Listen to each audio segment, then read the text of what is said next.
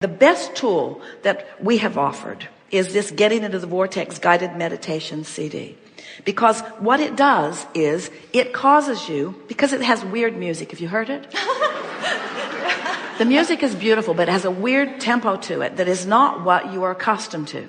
So when we encourage you to sync your breath with this rhythm, which is 3 beats in and 5 beats out, which isn't what people think they want to do. It's what your body wants you to do, but it isn't what you think you want to do. So as you sync your breathing with the rhythm of this music, it takes some concentration to do that. You will distract yourself if you're determined to sync up with this music. You will distract yourself from anything that is resistant in nature, because you can't maintain that focus and this focus at the same time.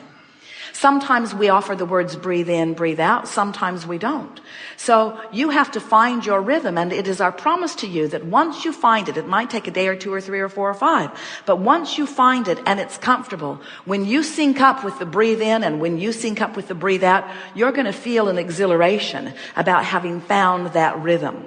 And about then, the words that we've spoken, which are precisely chosen, specific words that are only helpful when you're in the vortex. Hear this. These are words that have been written from inside the vortex that are precisely tuned to the well-being of your physical being relative to every subject that is important to you. The words were carefully put together with rhythm that will bring you into alignment. So once the words start jumping out at you, you know you're in the vortex. One day, Jerry and Esther, after several days of meditating with the CD, they found that both of them on the same day had all kinds of thoughts begin moving in their own mind. And at first it bothered them because they thought they weren't supposed to be thinking. And we're saying, we're not encouraging you away from thinking. We're encouraging you into the vortex where you can have the thoughts that are in the vortex, where you will feel the impulses that are in the vortex, where who you really are will be what begins to occur to you. You're following? Really good. I totally agree with everything that you teach. And it's really changing my life. And I don't know if this is a question or a comment. I just don't get the whole channeling thing. I just don't get it. I'm like, everything is tremendous teaching. But when it comes to the channeling, I'm like, I get lost. Well, actually, it's a good thing that you don't, in this sense. We don't want it to be something so unusual either, because the fact is, everyone who you see around you is an extension of source energy. And everyone has access to this broader knowing. In fact, through the years, as our way of explaining who we are and who you are and how it all blends together has evolved, this analogy that we offer about this vortex, this vibrational place isn't even the right word, vibrational state of being, where if you tend to your vibration, then you enter the vortex and you become one with what's there. That's the best definition of channeling that anyone could ever give. A basketball player who learns his skill, who gets tuned in to the rhythm of who he really is, often describes being in the zone. And it's not so different from being in the vortex. In fact, some of his extraordinary abilities, when he's really tuned in like that, of being able to recognize his time and space, of being able to judge the distance from where he is and the trajectory of the ball that he is throwing. In other words, all of that is because he is using more of his resources. Scientists have long said that humans use but a small percentage of their mental capacity, even as they're probing brains and putting contraptions on them to measure activity. And so you're really accurate when you acknowledge that everyone, the beasts of your planet are all doing it all of the time. In other words, they have not given up their awareness of their relationship with their source energy in order to please others. The domesticated ones tend to do it more, but for the most part, the beasts of your planet are tuned to that frequency. It's why you can see a flock of birds flying in formation in perfect rhythm with one another. It's because they are operating out of the one mind to which they are all vibrationally in sync. And so Jerry and Esther have never liked the word channeling because it means all kinds of things that they are not doing. We offer blocks of thought. Esther receives the blocks of thought at an unconscious level and then finds the physical word equivalent. But she could not do that if she were not in the vibrational vicinity of that which we are. Where is Esther right now? Where is this? Esther describes her experience as knowing what Abraham knows. In other words, because of this environment, because of the expectation for the most part of those who are participating, because of the focus of your asking, you are summoning the energy collectively and individually in a stronger way than you ordinarily would. So it's queued up to be received. As Esther puts herself in a place of no distraction and complete allowing, her vibration raises so that she can hear and express the frequency. Sometimes people who are having an experience similar to what Esther is doing describe themselves as not being there, as going somewhere else, as being unconscious. Esther is not unconscious. She is aware of the words as they are being spoken. She has no sense of what we're going to say before we say it. There's no pre-planning. There are no notes. There is no script. It's all live, impromptu, in the moment, in response to what is being asked. Esther has some awareness following the seminar these days of what's been said, and always when she listens back to a recording, she recognizes it. In fact, sometimes when she puts her earphones on and listens back to the recording after the fact, because Jerry and Esther do the editing for the various products that are offered, Esther will tune right back into the frequency and know what's going to be said again right before it's said. In other words, she's tuning into the energy. So Jerry and Esther get letters. There are many people who do not accept that Esther is receiving from another point of view. Jerry perhaps knows it better than any because he knows what Esther's consciousness is, what her grasp of things is, what her spread of knowledge is. He knows the sequence of her words and the usage of her words. He's always impressed that Abraham utilizes Esther's vocabulary in a fuller way than Esther ever uses her vocabulary.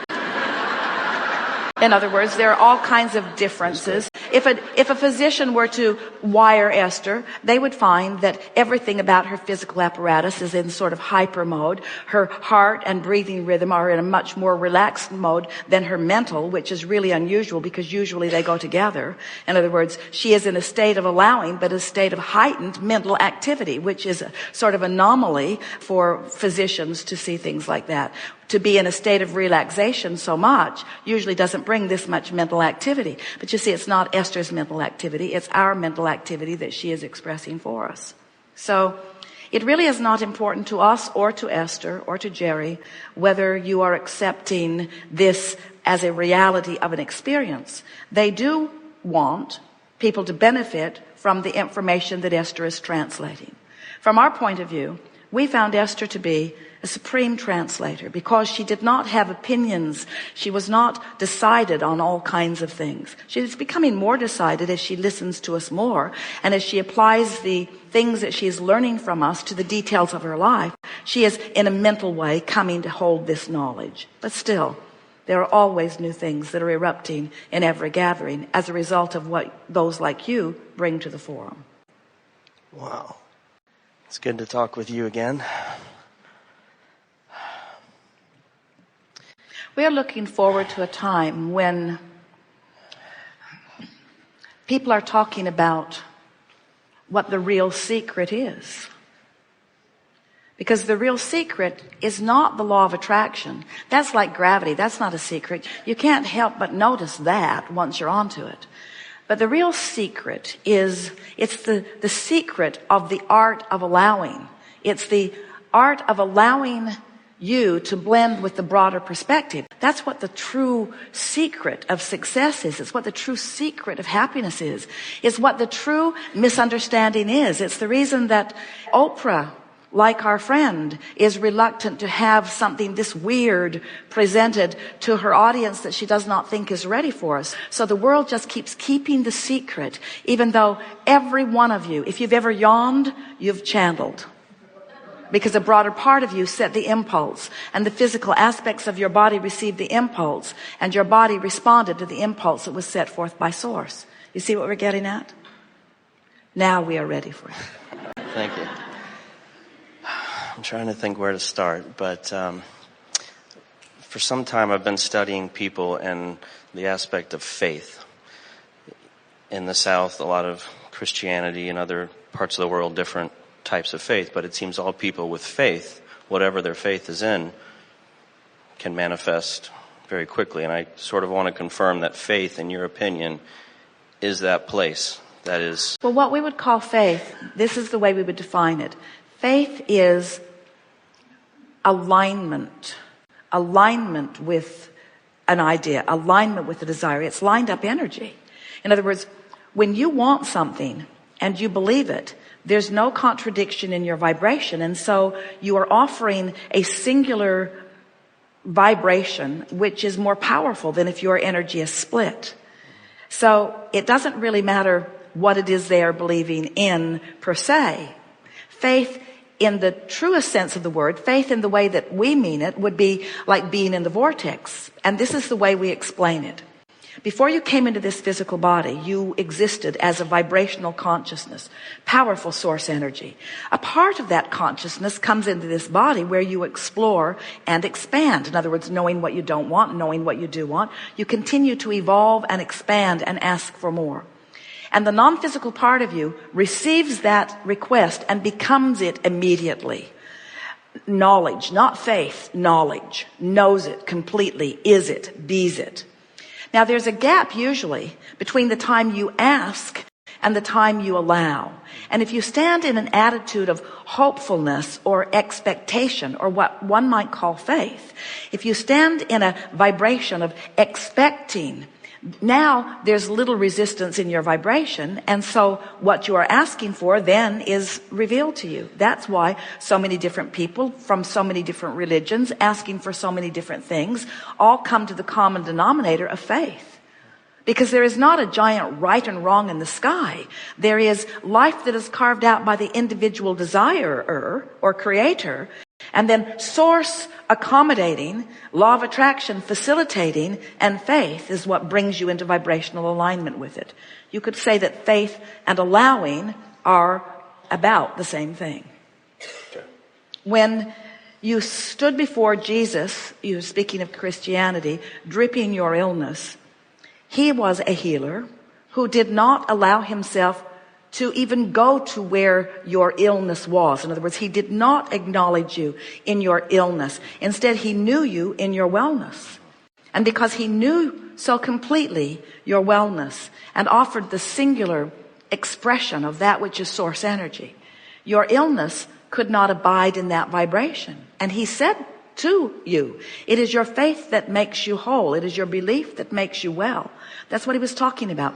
Now, someone else could come, a physician today could come and say, it is illogical. In other words, this person has this, the evidence is shown in these tests, in these blood tests, in these x-rays. And he could talk you into doubt, which is the opposite of faith. He could talk you into vibrational alignment with the evidence that you're already living. So faith, in its purest form, is alignment with the vibrational evidence, not the reality that is already... This is where we started here today, isn't it? That there is this reality that is already manifested, this manifestational reality. And most people put most of their faith in what they're seeing. That's why things move so slowly for most people. They believe what they see, but they don't believe it until they see it. What faith is believing it before you see it, believing it before it is manifested. Believe it while it is in the vibrational state, before it is in the manifestational state, and then it will become manifestational. Best description of faith ever.